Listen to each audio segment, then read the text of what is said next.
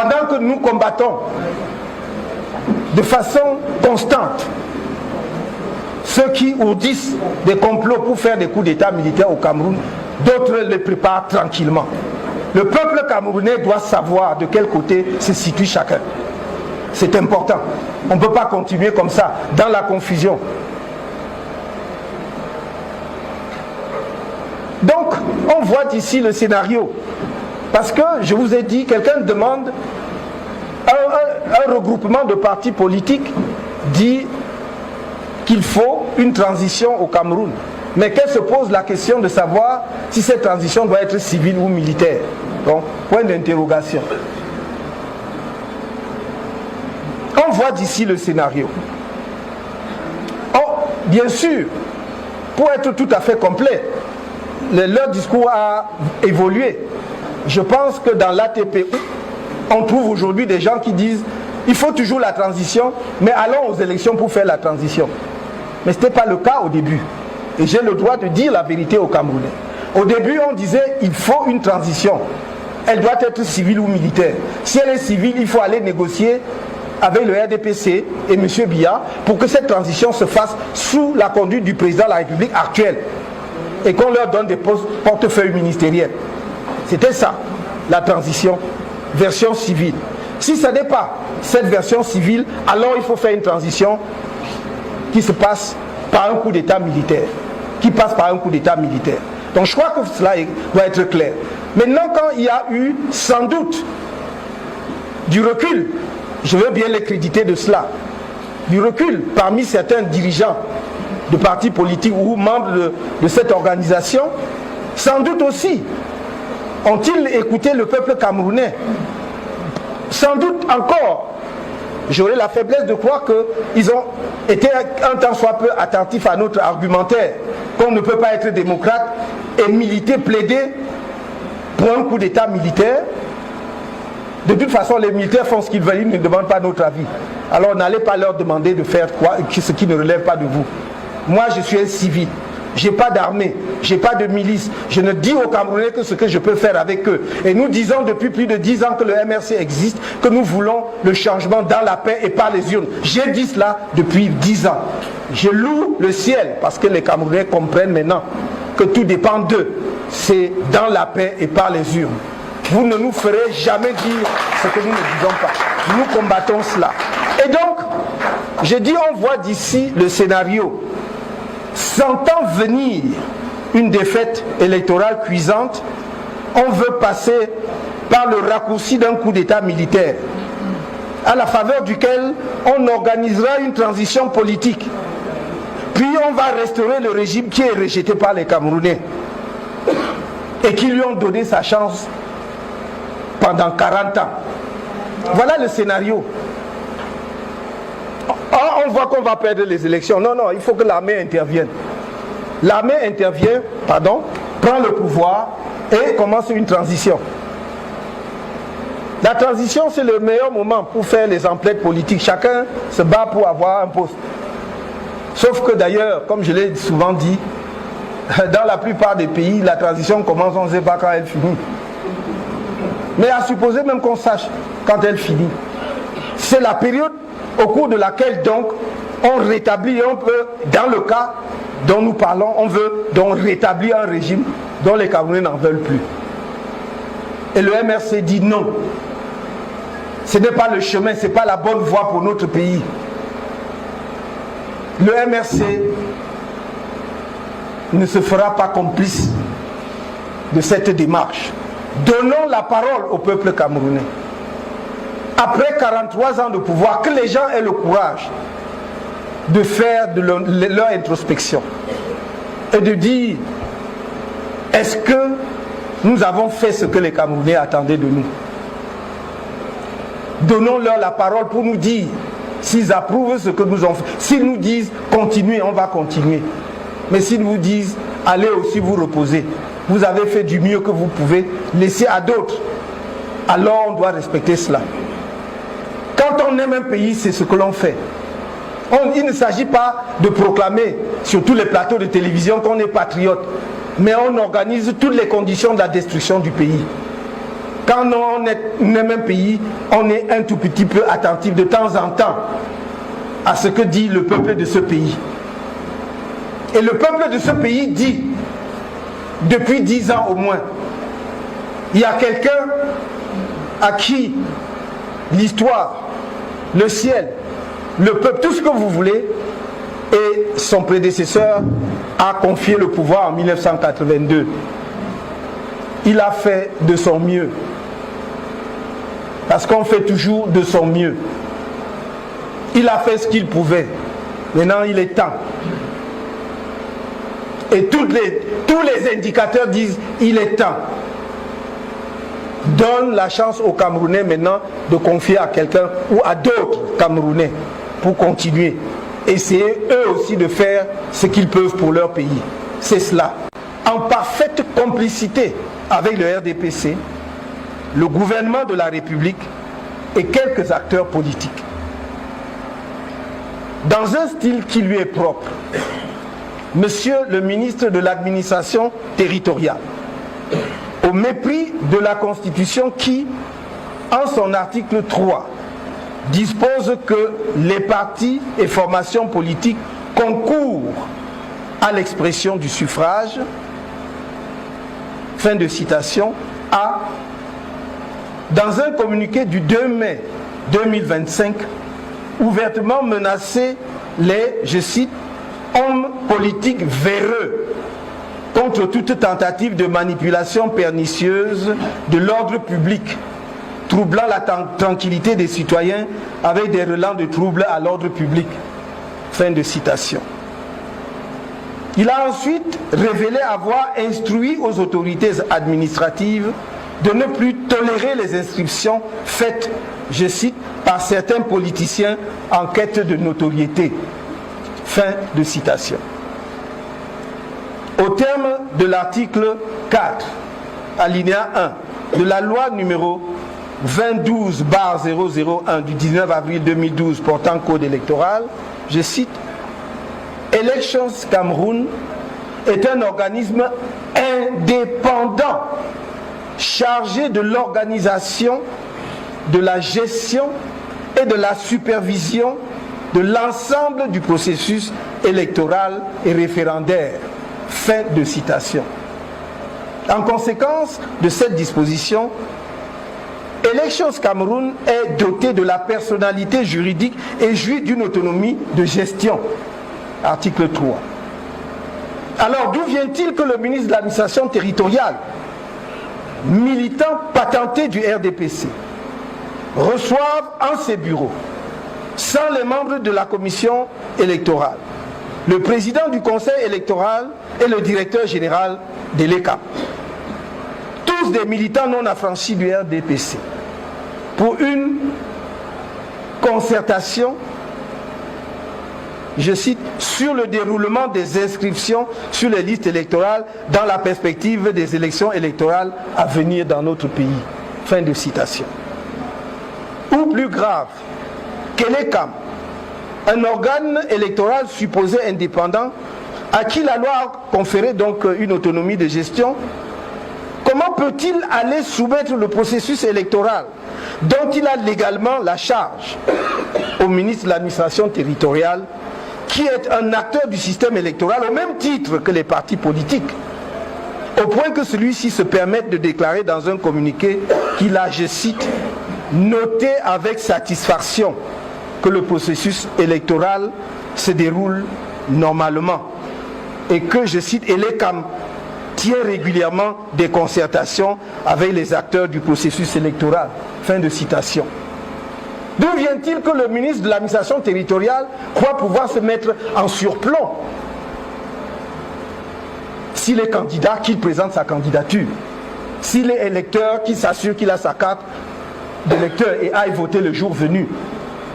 Sa fonction de ministre de l'administration territoriale fait de lui un acteur du processus électoral, comme les partis politiques, comme l'ECAM et comme d'autres acteurs déterminés par la loi.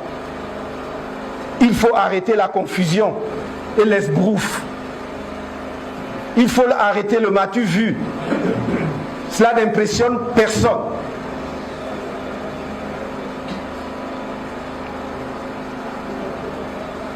Nous sommes là, en face d'une grave violation supplémentaire des lois électorales que M. Eric Essoussé, directeur général, et M. Eno Abrahams Egbe, président du conseil électoral, ont commis.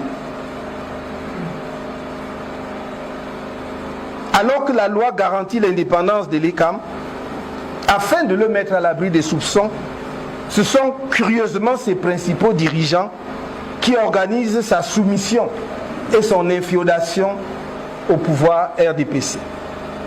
Ceci est une faute grave qui doit être sanctionnée aussi bien par le conseil électoral que par le gouvernement.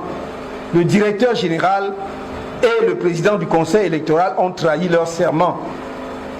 Ils doivent démissionner ou être démissionnés pour préserver ce qui peut être encore préservé de la crédibilité de l'ECAM. En parfaite synchronisation avec le ministre de l'administration territoriale, dans la même journée du 2 mai 2024, le maire RDPC de Yaoundé 7, M. Augustin Tamba, a contraint par des menaces et la violence le personnel de l'ECAM, des Camerounais venus s'inscrire sur les listes électorales dans sa commune et les bénévoles du MRC qui invitaient les populations à se faire enregistrer, à décamper. Ceci en violation flagrante des dispositions de la Constitution relatives au droit de tout citoyen de se fixer en tout lieu et à la liberté d'aller et venir. Le maire Augustin Tambaki, en tout état de cause, n'a pas les pouvoirs d'officier de police judiciaire. Exiger des citoyens présents devant les guichets de l'ECAM un curieux document préalable à toute inscription qu'il nommait carte de résident. Exiger illégalement un tel document à des citoyens dans leur propre pays suffit à établir le désarroi du régime.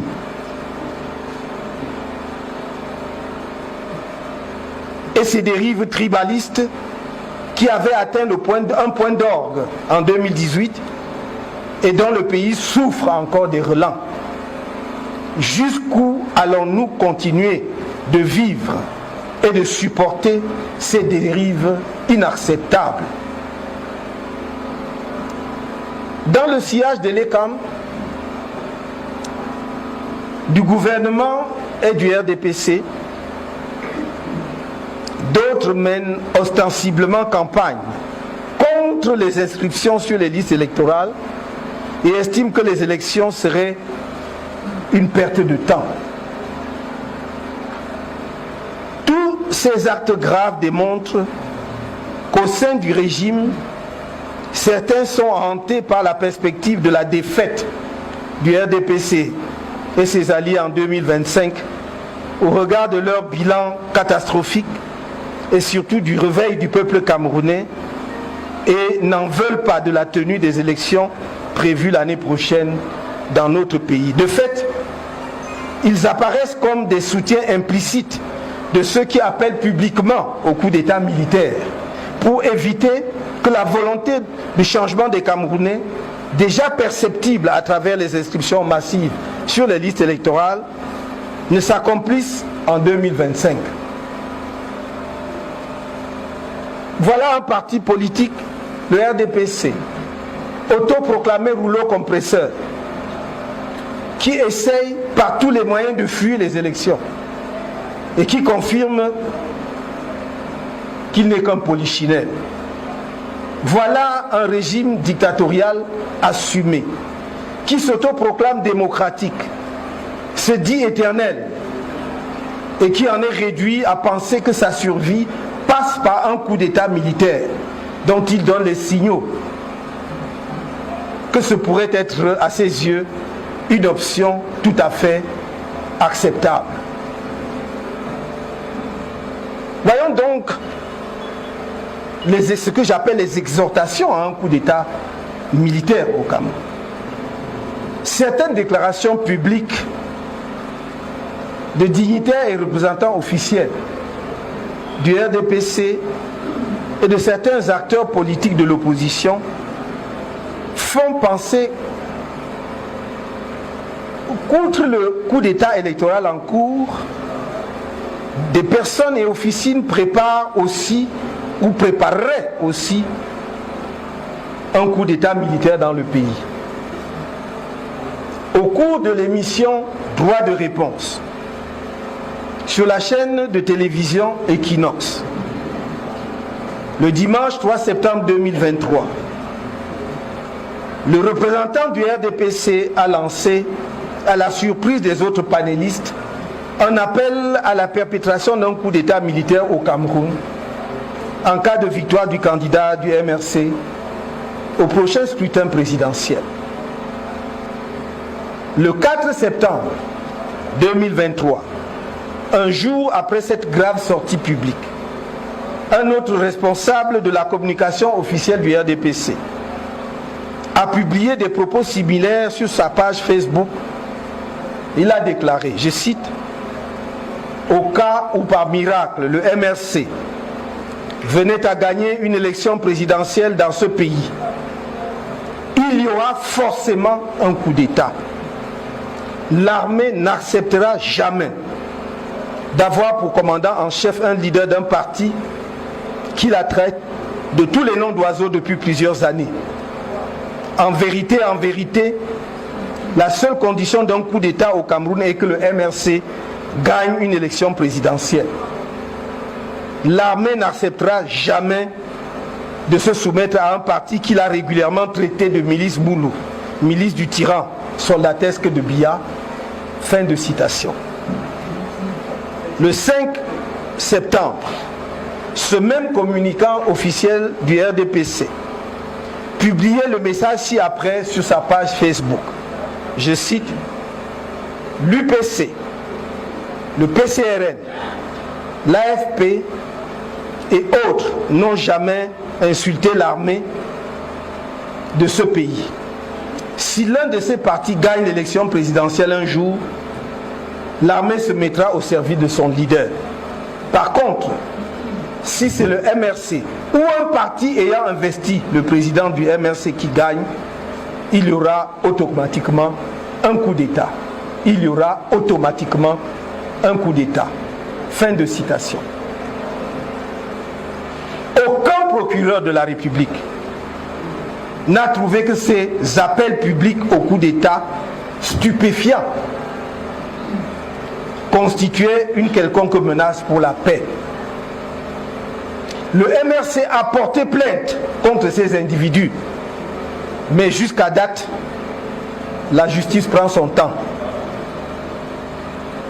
Au lendemain de la convention de notre parti et donc de la déclaration de ma candidature à l'élection présidentielle de 2025 soutenue par l'Alliance politique pour le changement, une autre coalition, l'Alliance pour la transition politique ATP, a fait irruption dans l'espace médiatique avec pour principal objectif non pas de battre le futur candidat du RDPC à l'élection présidentielle, mais plutôt de s'opposer au MRC et à l'APC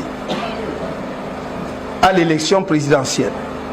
Plus grave, cette coalition hétéroclite s'oppose à la tenue des élections, préférant la mise en place d'un gouvernement de transition conduit par le RDPC.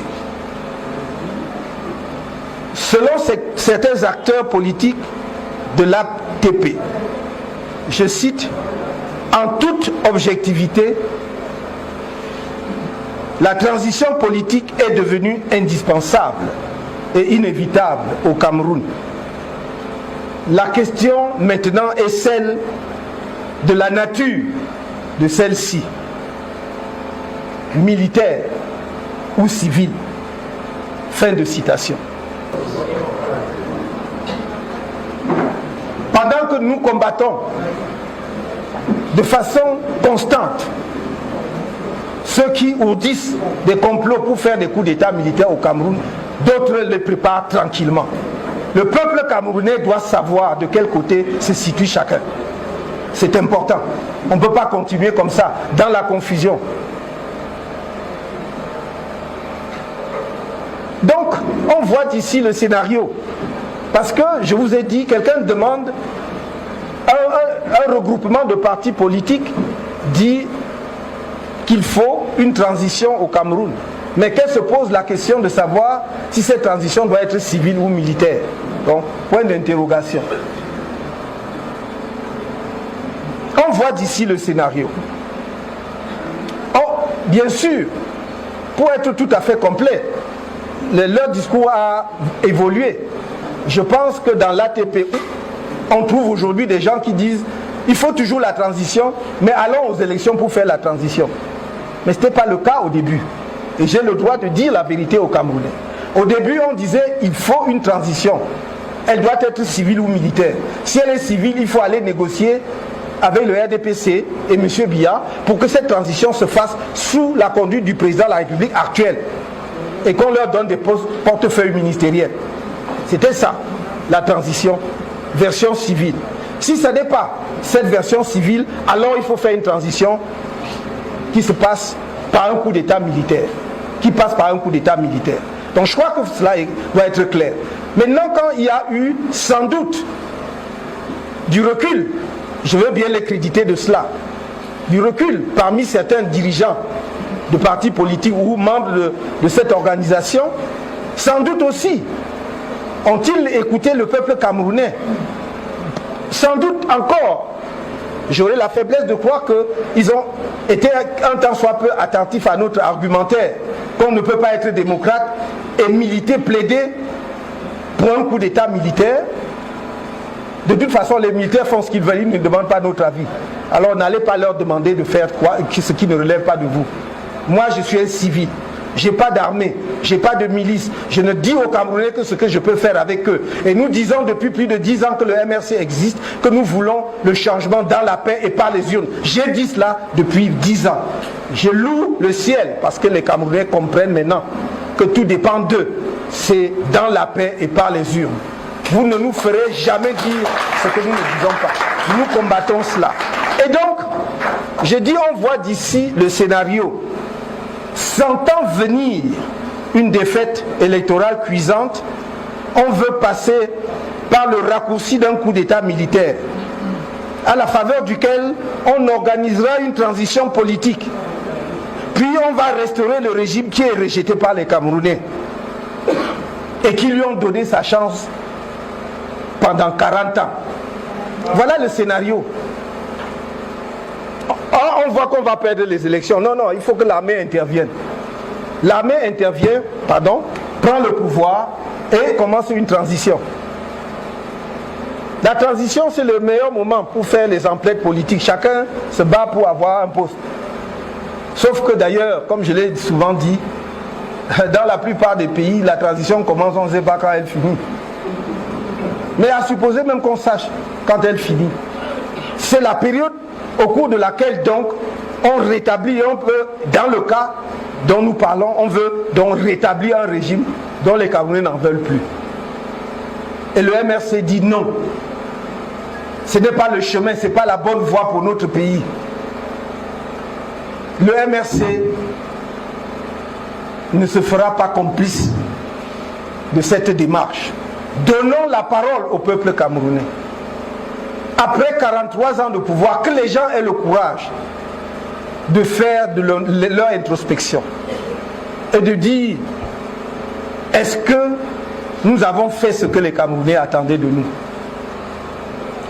Donnons-leur la parole pour nous dire s'ils approuvent ce que nous avons fait. S'ils nous disent continuez, on va continuer. Mais s'ils nous disent allez aussi vous reposer, vous avez fait du mieux que vous pouvez, laissez à d'autres, alors on doit respecter cela. Quand on aime un pays, c'est ce que l'on fait. Il ne s'agit pas de proclamer sur tous les plateaux de télévision qu'on est patriote, mais on organise toutes les conditions de la destruction du pays. Quand on aime un pays, on est un tout petit peu attentif de temps en temps à ce que dit le peuple de ce pays. Et le peuple de ce pays dit, depuis 10 ans au moins, il y a quelqu'un à qui l'histoire le ciel, le peuple, tout ce que vous voulez. Et son prédécesseur a confié le pouvoir en 1982. Il a fait de son mieux. Parce qu'on fait toujours de son mieux. Il a fait ce qu'il pouvait. Maintenant, il est temps. Et tous les indicateurs disent il est temps. Donne la chance aux Camerounais maintenant de confier à quelqu'un ou à d'autres Camerounais pour continuer. Essayer eux aussi de faire ce qu'ils peuvent pour leur pays. C'est cela.